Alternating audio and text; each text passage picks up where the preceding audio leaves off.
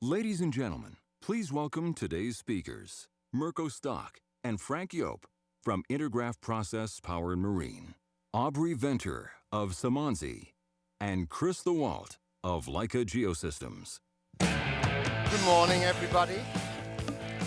I apologize for my voice. Something has happened with it. I assume it's related to having too much sleep. Yeah, as I promised yesterday, we won't have many PowerPoints today. So I think that is really good news. We see some really exciting stuff.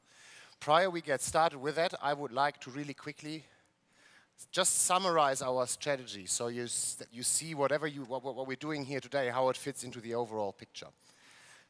So our strategy, especially from an owner-operator perspective, has really two components. Cornerstone number one is we want to give you a virtual asset alongside your physical assets. And that is, of course, true for plants that are under construction, large greenfield projects, as well as existing brownfield projects. Now, you might ask the question, why do we want to do that, right? I mean, of course, it's a nice thing to have, it looks good, but that is not the real reason for us wanting to give you a virtual asset. The real reason is that the virtual asset will help you to extract value during different phases of the plant life cycle. Our mission is to help you extracting that value from the virtual asset during all of these phases. That's, of course, easier said than done. So the question might be, okay, how you actually do that? And the answer to that is pretty simple. What we're doing is we in addition to the virtual asset, offer you work processes, integrated work processes that basically sit on top of that integrated high-quality information management asset, and that then, for very specific purposes, helps you to extract that value. Nothing that you see here on that screen is new or revolutionary, right? You do all these things in plants and in projects since years. What is new is that we now offer you to do these and execute these work processes on top of a high-quality integrated engineering information asset. Today, we will focus on three particular work processes. We will show you in a little bit more detail what Melanie mentioned yesterday in the keynote already, how to engineer, plan, and enforce engineering integrity. We will then show you some really cool technology that will help you to better train your staff in plants, on the plant floor. And last but not least, we will show you some solutions that, in our opinion, will also help to change the way you work, so game-changing technology to actually help staff in the plant carrying out the work. Now, without any further delay, I would like to introduce Frank Joop, who is going to talk about engineering integrity. Thank you. Thank you, Mirko. Morning. Hope you're doing all well. I'm sorry I cannot offer the ladies from last night here on stage, so you have to bear with me. What I'm going to talk about this morning is see if we can help you to make what I call a right decision early. I think I sometimes mention my $1, $10, $1,000 rule. Obviously, when you have the ability to make the right decision while you're doing your design, and not get any surprises later when you actually are, at the plant. You don't want to stand with a 4-inch valve and looking at the 6-inch line and say, "What now?" So that's a costly thing. So we want to help you to make the right decision early, and how can we do that?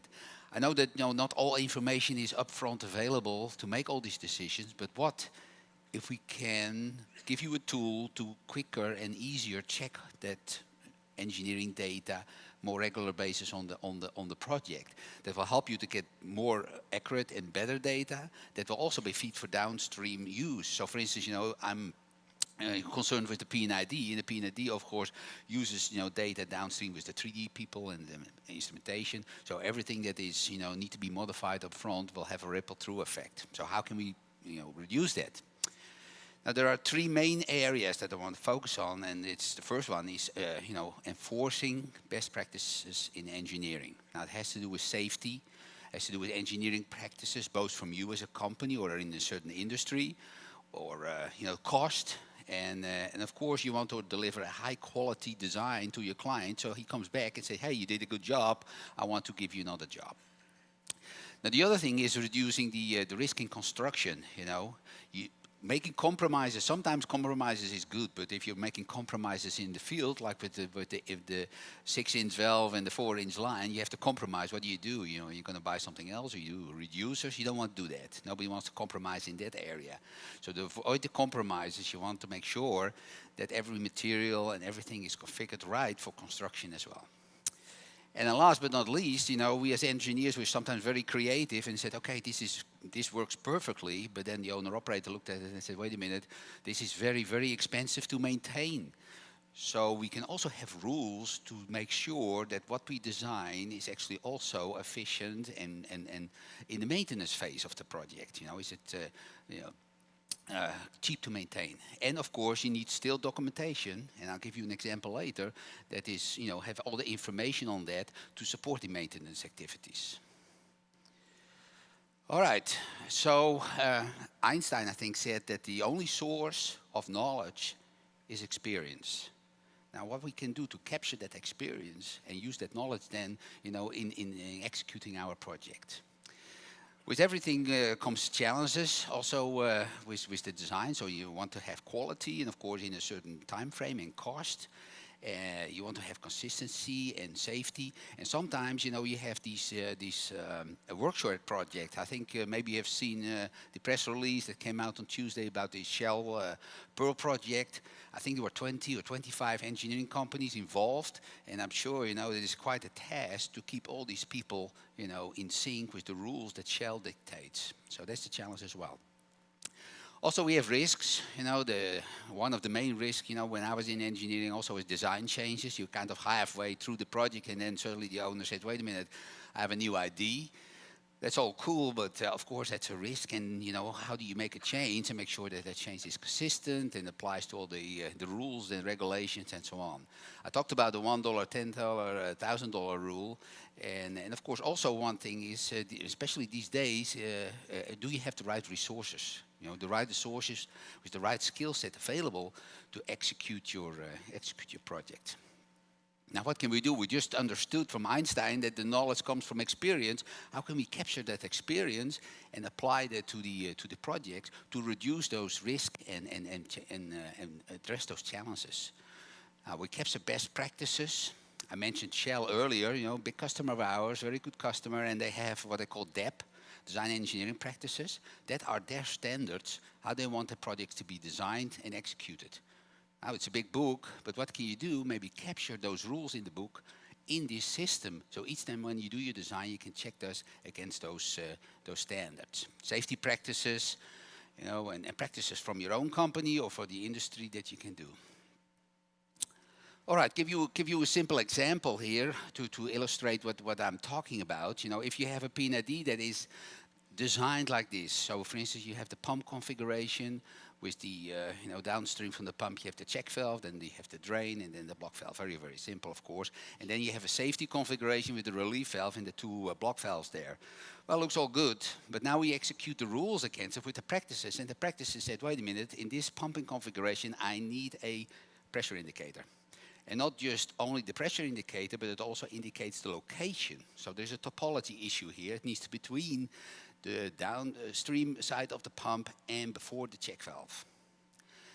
Now on the safety valve, we're missing some labels because these need to be special valves. They need to be what we call car-sealed open valves.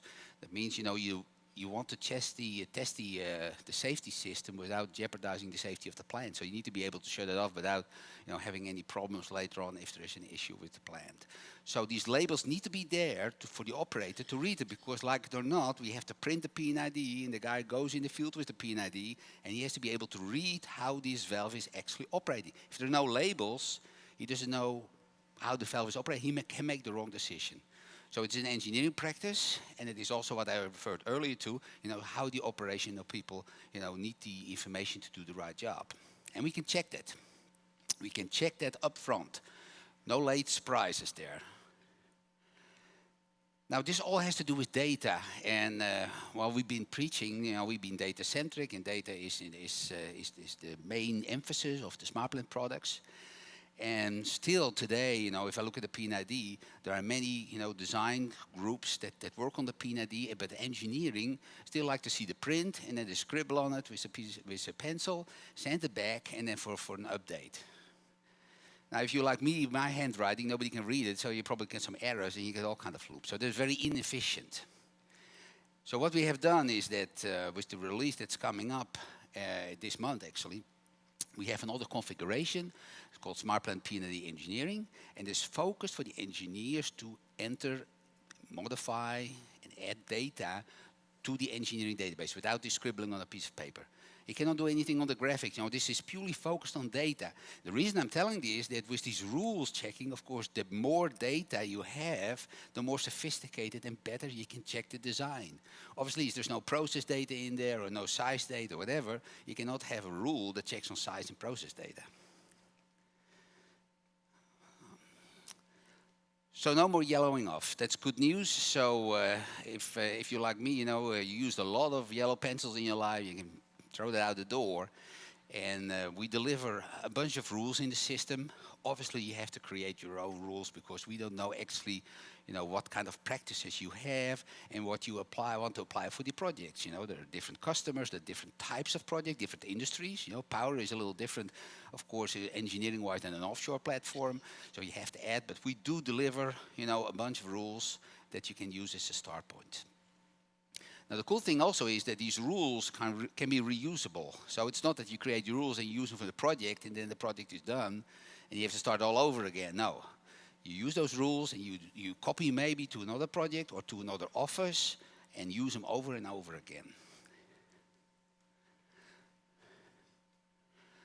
Now, there is a good and clear value proposition by doing that. Now, there are many, many, many advantages and value propositions I can talk about all day long, but just the simple fact to have a gatekeeper each time when you issue a version on a project to check before you give it to your customer, before you give it to a Shell, to a buyer, to a BP, you can check that consistently against all these rules and these practices.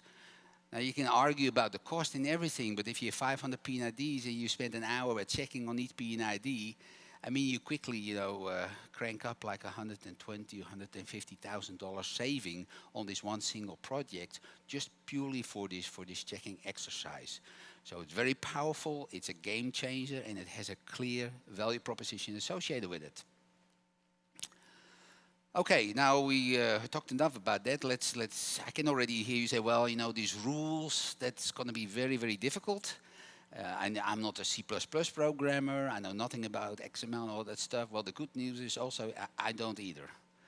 I'm also not a programmer, and I'm coming from the engineering world, as most of you probably will know, so I cannot do that either. So let me show you a little bit how that works with creating these rules. The rules are actually stored in just like folders, like files. So you can group them in instruments, equipment, and piping, what have you. And then associated with all these rules are also some English text, what this rule is actually going to be. So for us, maybe in project management, they don't know all the details. You still can read in plain English or any other language what this rule is actually going to be. I need to check for a pressure indicator on the discharge side of the pump before the check. So that's English, I understand it. And then the rule will actually do the work for you. Okay, let's check, let's see how that actually works to create a rule like that. Now what we are doing here is this is the interface of the application then. It's just a regular nice GUI. We select, in this case, the heat exchanger, Shell and Joop heat exchanger.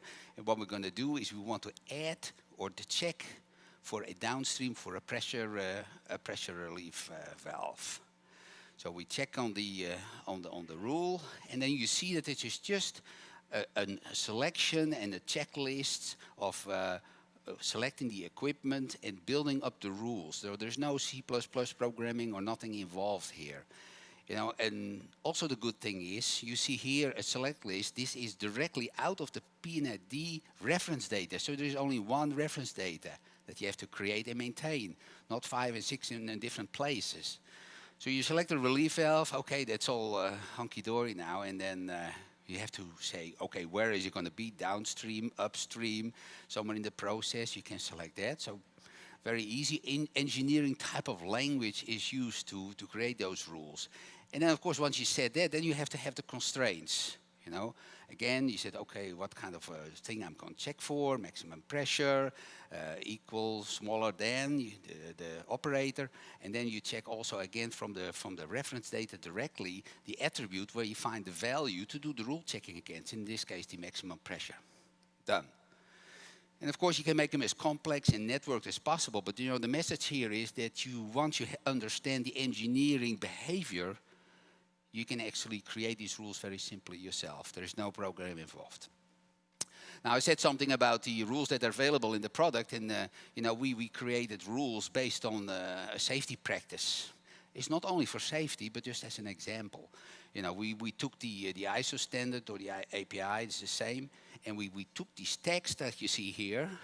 I don't expect you to read it, but this is an example. This is a practice, described practice. That could be in the depth, like I said earlier, or it could be in this practice, and then we captured that description into a rule and put it in the system. So when you make a design for an offshore platform in a P&ID, you can apply those rules against those safety practices that have been collected in the API standard by the industry expert. Very powerful. Okay, now we have the rules all there, and now we run the rules, and now what is the result? Now the result, you can see here, is kind of a report. Now you see a bunch of axes there. Some green, so that's good news. Some red, that's bad news. Bad news in the sense that the rule had not passed, so we have to do something about it. Now when you click on the rule, you can actually highlight the scenario. It actually finds the P&ID, zooms in on that scenario, and through a color coding, we indicate to the engineer, say, hey, you know, this is not passing the rule. He says, okay, I made a mistake, I have to change something. Or he said, I understand, but in this specific case, it's okay. So you can override. It's very important because you, as an engineer, you stay in control. It's not that the system said, okay, this is the way it's going to be, and that's it. No, you can say, okay, override. And then you get the yellow or the green check mark with a little A on it that says you approved it. And you have to give a reason so that 4 months later somebody comes and says, who did this? Oh, there was John, and this was the reason why. So you can all have auditability. That's very powerful. But if you said, no, I need to change that, that's fine. Then you can create an action. So we deliver the action management, and we said, okay, you create action, you assign it to somebody, and then you send it. So let's run some rules. As you can see here, now we can check the results. We'll run the rules. Goes pretty quick here. 300 pieces of equipment are being checked. All done. Now we can study the results here.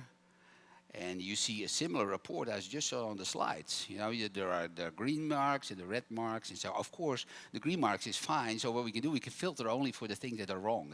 You know, we want to check that out.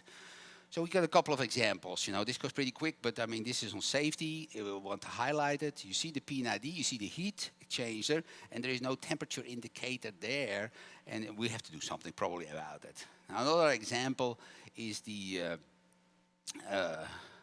pump configuration that I just said. And you see here that the pressure indicator is actually after the check valve. So it's there in this case, but it's in the wrong location. So probably have to change it or override it. And the last example is, you know, you see these relief valve with the block valves around it. One has a label, one doesn't have a label. No car shield, open label. Said, okay, well, that is something we have to fix. So what we're going to do, we create an action and said, okay, this particular tag, we have to add a label. And a little description in there, and then we add the date. We said we're going to do it at this particular time, and then we assign it to somebody, and then that's done. So we can later track it and see if this particular person has fixed it or not. And the next time when we run the rule, then of course the label is there, then it will pass. So it's pretty powerful way to do it. Here also is a heat exchanger, or the separator actually, and it shows the nozzle on the top that fans, and it says, no, this is too small. The vent is too small, you have to change the size of it. But in this case, the engineer said, no, I think it is okay. You see the little A there, That means that the rule didn't pass, but the engineer approved it, and there is actually a justification or description why he decided to actually accept that. Okay, so basically, you know, you can go on like that any further, but in summary, I would say, and then you can report also, you can create a report also as shown here. But in summary, you know, I think that it clearly shows the value of this early checking. That is really a game changer, you know, and it has a clear value proposition. It will deliver a high quality product, you know, in the beginning, and it will reduce the risk both for the engineering company as well as for the people doing the construction, as well as in operation as well. So I think this is a clear game changer, like I said, with a good value proposition. All right, Mirko, I'll hand it over for you for your next topic. All right. Thank you very much. Great. Thank you. All right. I think that was a very powerful example for rule-based engineering. Now, you of course keep in mind that all of the smart plant products are rule-based, which helps you to, in a very short period of time, establish a very high quality engineering information asset. What we're going to show you now is how we're going to take that engineering information asset and use it to, okay, now we have a very, very good design and with integrity, how we're going to use it in the next step to actually help the people on the plant to be trained appropriately. And for that, I'm more than pleased to welcome on stage Aubrey Venter, the CEO of Synergies. Thanks, Mirko, and good morning, everyone. So I'm going to show you how you can leverage your existing smart plant assets and to empower your people by creating training and evaluation modules in 3D Pact.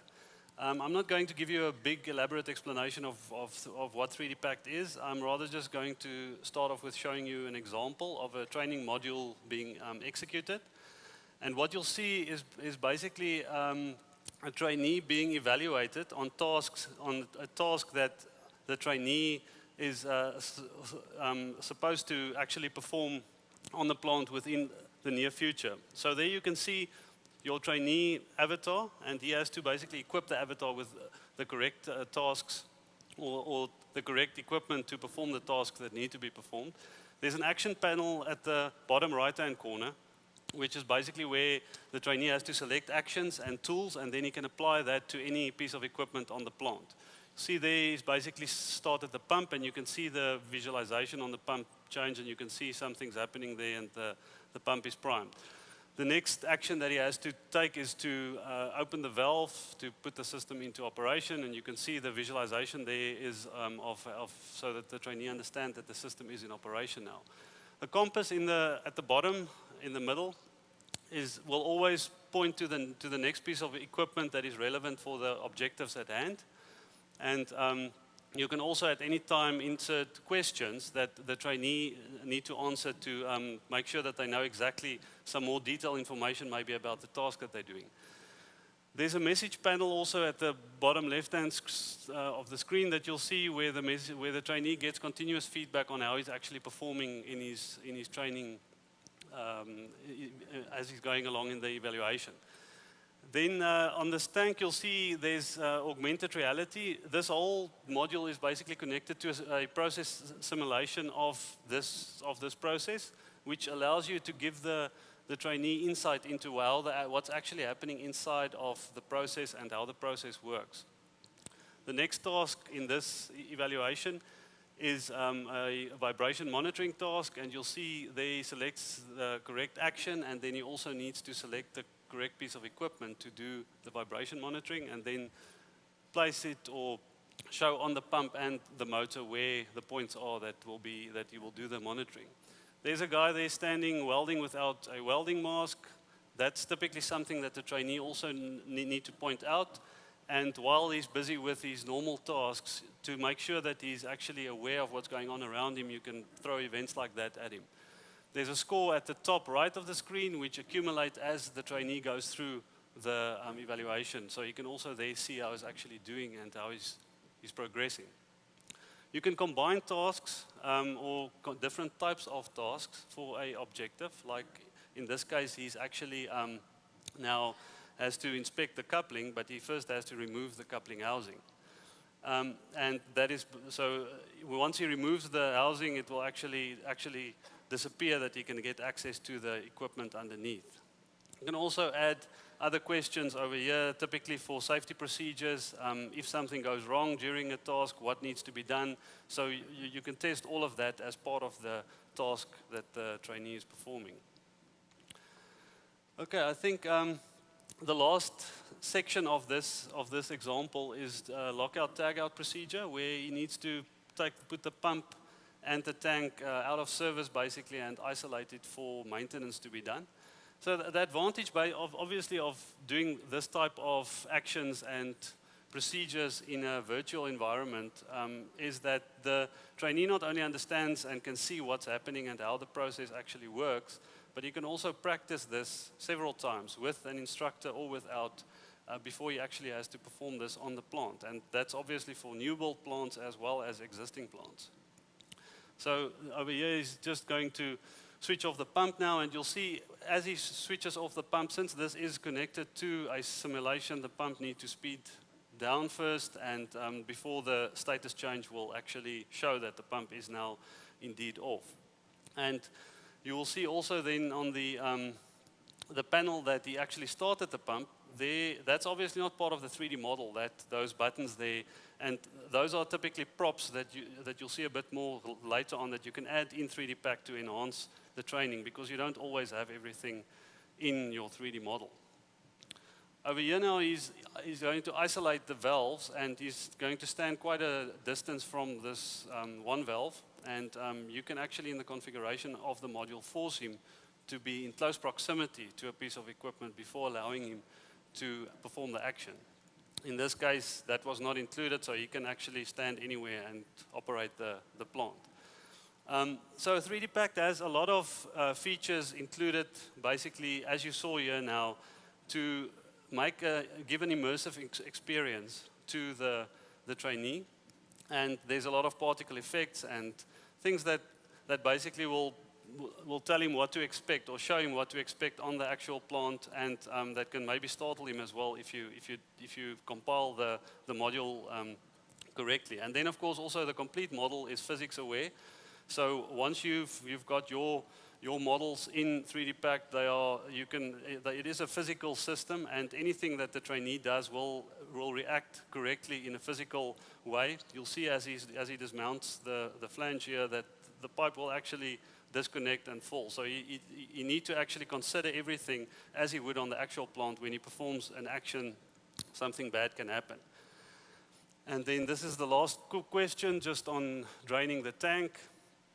And then that's basically the example that I showed you. So this was not a specific procedure. This was just a collection of tasks, typically, that you would perform, or that the guy would need to perform. Okay, now I've showed you basically an example of a training module being executed.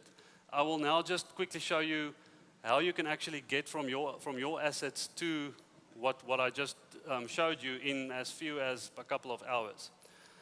So let's have a look then at the next video here.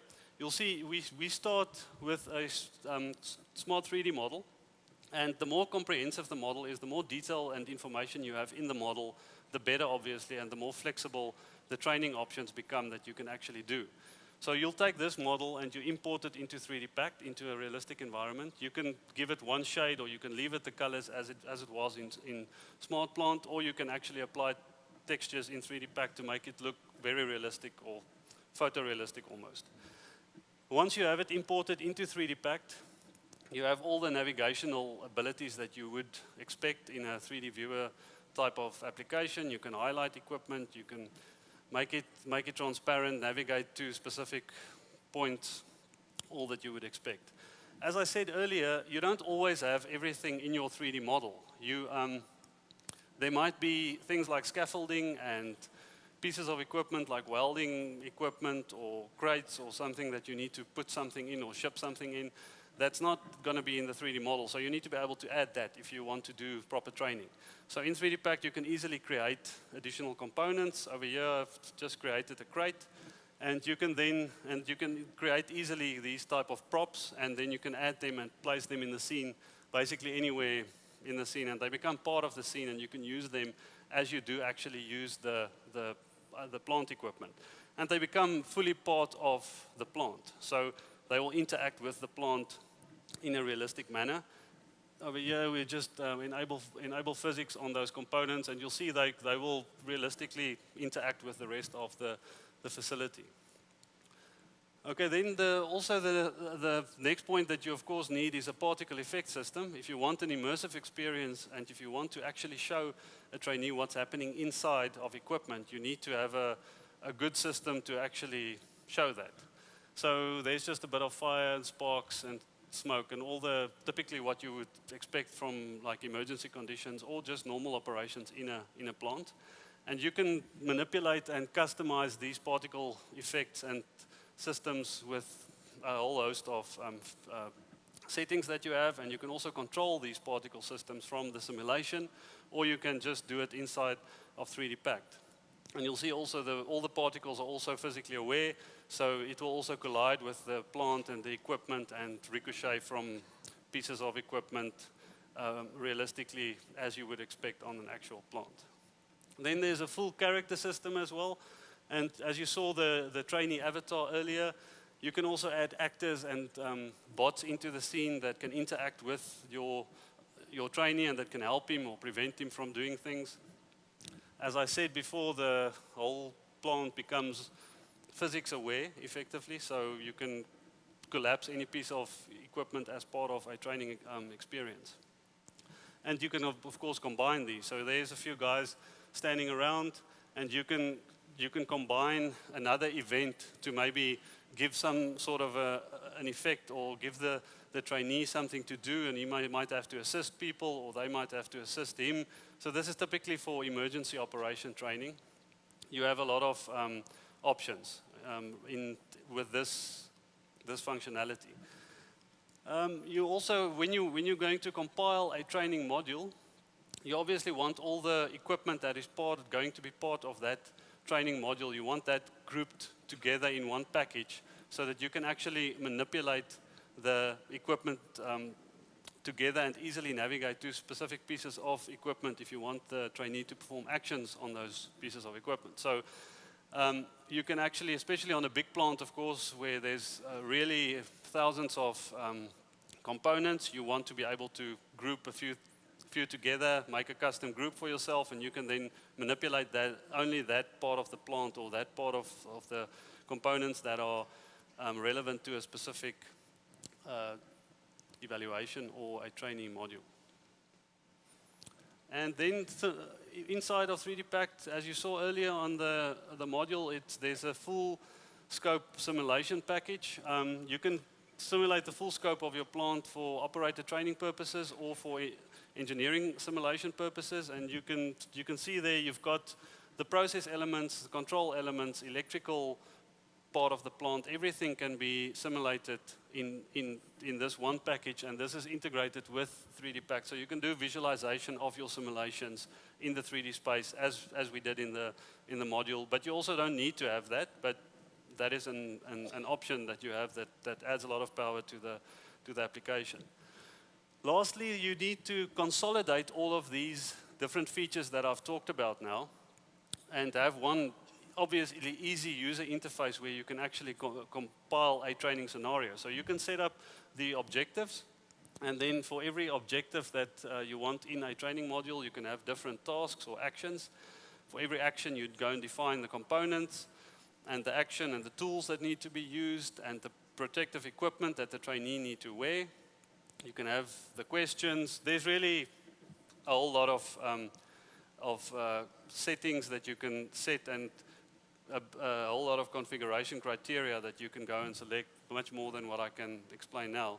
So hopefully I gave you a quick and a very brief overview, and you have an idea of how you can actually use 3D Pack to enhance your existing smart plant assets, to not only increase the efficiency of training and evaluation of staff, but also make it more enjoyable, and also then ultimately increasing productivity. Thanks. Aubrey, excellent. Thank you very much. So I think you have seen how this will change the way people in plants will be trained in the future. So what have we seen so far? We have seen how to create high quality and integrated engineering information assets. We have seen how we can use them to actually train the people on the plant. And now what we're going to look at is to actually help the people in the plants to maintain the engineering integrity and leverage that information asset for plant activities such as inspection, maintenance, and so on and so forth. So basically everything that it just got trained on. What we'll be showing you now in the next couple of minutes is actually a product and development that we have carried out during the past 12 months together with Leica Geosystems. So it's basically a very nice synergy now under the Hexagon group umbrella. We will be releasing that to the market in a beta release in September, October timeframe. And basically what is it about? Well, it's about giving people in a plant more intuitive tools to actually support them doing their daily work. And what could be more intuitive, as already Gerhard said in his keynote, what could be more intuitive than a photorealistic representation of that plant for the people who are carrying out that work? And that is what we're going to talk about right now. So I know it's a little bit abstract, so let's just have a look at what we really mean by that. Right, so what you see here is you're in Smart Plant Enterprise. We're basically looking for a tag. And we now say, okay, I want to see that tag in the photorealistic representation. So what we do now is we have integrated Leica TrueView into SPO. You see the tag that we just saw there highlighted, and you can now use that particular interface here as a browser to actually get access in a very intuitive manner to your plant information, right? We just clicked on that tag, and up comes the associated vendor documentation. So it's a pretty powerful feature. You can also, as you can see here, pretty easily just navigate around and locate whatever you're looking for. And of course, because when you scan that plant, you have different scanner positions. What we just did here is I want to look at that same vessel that we just saw initially from the different perspective. Okay?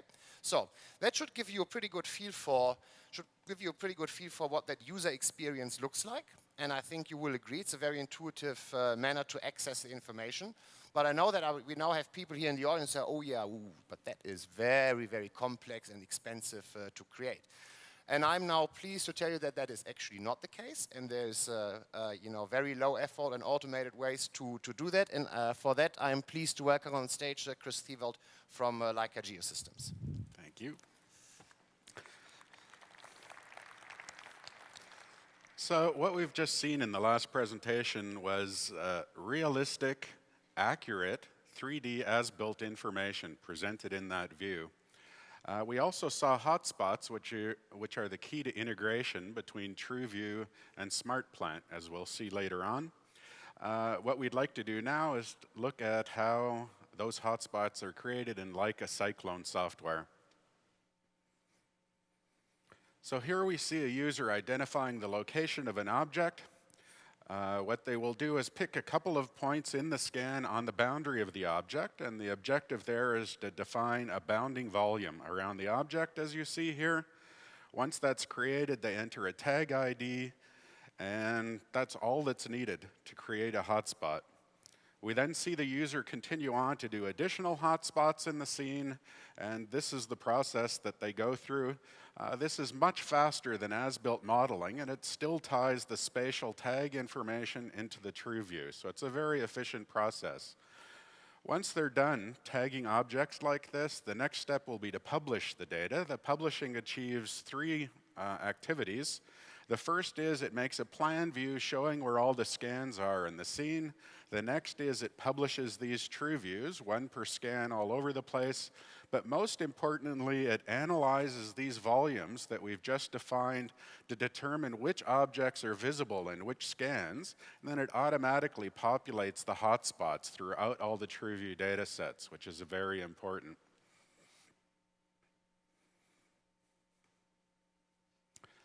So the TrueView publishing process is very straightforward. You pick a few options,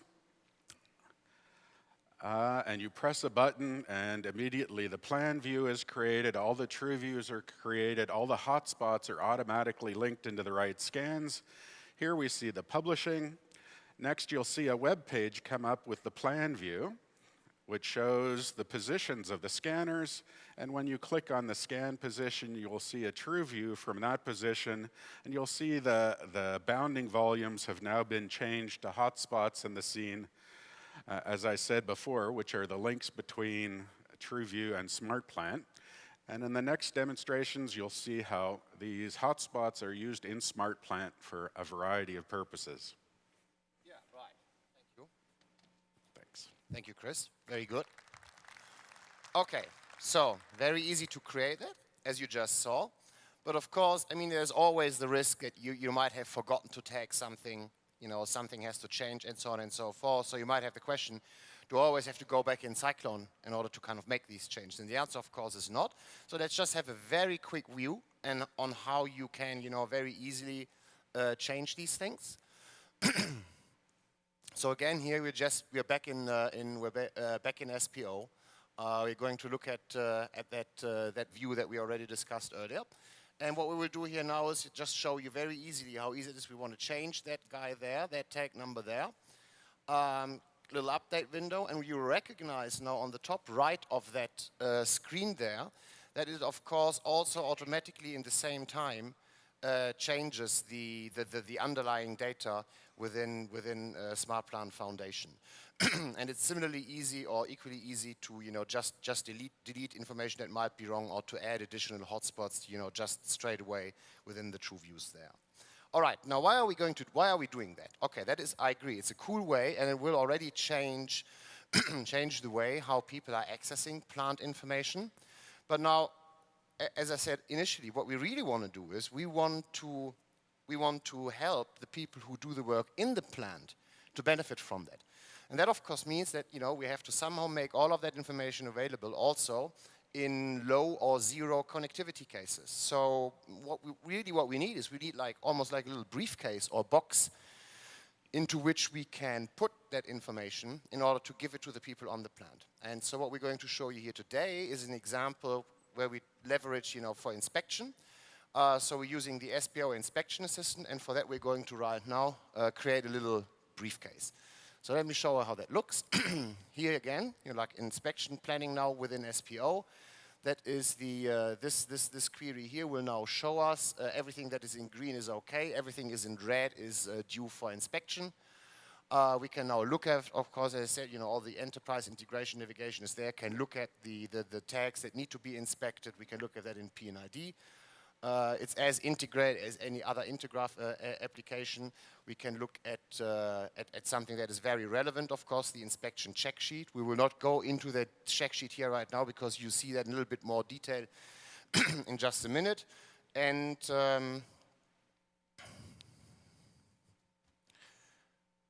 most importantly, the inspection work package. So what we see here is that is the inspection work package. That's what we want to take with us into the field right now, and it will contain everything that is relevant for that particular inspection activity. So it will contain a couple of tags, it will contain associated documentation, and it will of course contain the true views that we want to make available right now for that field engineer. And as you see here, we now download, we basically save that briefcase. And so now the next step is, okay, so we have that high quality information. Everything is packed together for the inspection activity of the day. So the next step really is, okay, so give it to the guys in the field and let's start working out that inspection. And so I will show you this right now. Let's carry out some inspection activity. Here we are logging into a SmartPlant Mobile. We pick the inspection assistant application. that, as I said, will be available later on this year. We download the briefcase, so we still have connectivity. We download the briefcase, and what you see here immediately now is the tools that are available for the work in the plant. So now basically you can, with that thing, walk in the plant, identify the tags that are relevant for inspection that day. And of course, you have all of the information that you put into that briefcase at your hands right now, at your fingertips. So let's look at, for instance, an installation operating manual that you might want to have a look at prior you start that inspection activity. All of that was in the briefcase, so all of that is available right now here. But now, most importantly, you want to start carrying out inspection activities. So where we're going to go now is we're going to look at that tag. We're going to open the inspection check sheet. You will see it looks like Excel, and that is good because everybody knows that's very intuitive, but it's at the same time also an SPO data sheet. And now you see somebody with a particularly difficult handwriting, filling that out. I try that myself. Even my handwriting recognized immediately, so you can very rapidly document the problems that you found in the plans, save it back, and with that, it has now become official SPO content. So now let's assume maybe in addition to what we just saw, you will capture additional information. Let's say a little video or a photo that is helping the engineer back in the home office to document the problem. Very easy. So what we see here, we have a photo of that little pump that shows the problem, and we just attach that to the punch list item or to the problem report we just created. And of course, you now can say, okay, so the next thing I want to inspect, looking here at the P&ID, is that vessel. Where is this? So you simply click on that thing, and then a minute later, we will find that intuitive true view. It turns around automatically and zooms in onto the item that you now want to inspect. So I think pretty powerful. Did it stop? Ah, there we go. Pretty powerful methodology. You know, kind of, you're done. Put all of your results into that briefcase, go back to the home office, resynchronize, and then everything is available in SPO. So now, of course, we're not done with it, right? Because all we have done so far is we have documented the inspection results. So let's have a look at how we're actually following up on what we just did. Back in SPO, let's look at all of the available work packages. There they come. We look for inspection work packages in particular, and you will see that the work package that we just came back with in the briefcase is here showing as inspected. So let's look at that in a little bit more detail. And the system has now automatically created 2 punch list items. So basically 2 follow-up activities that now engineering needs to do something about. And so we're going to look at the engineer back in the home office is now going to look at that information in a little bit more detail. And of course, in order to analyze the situation, he might be interested in looking at where is this thing, what is the context. And so he might just go back into TrueView just to have a look at, you know, where is this information, where is this tag placed in the plant, what are the neighboring conditions.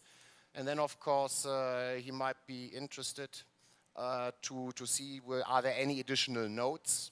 And of course, in this particular case, we had a node, right? You remember when we were back in that plant, we took a little photo. And so that photo now is, of course, available for follow-up for that engineer back in the home office as well. And we will see that here in a second.